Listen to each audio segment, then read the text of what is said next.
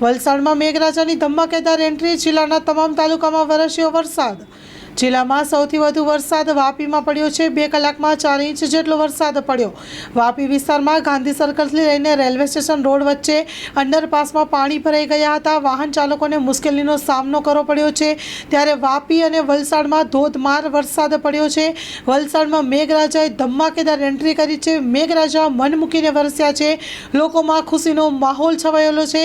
Road ઉપર ઠેર ઠેર પાણી ભરાયેલા જોવા મળે છે।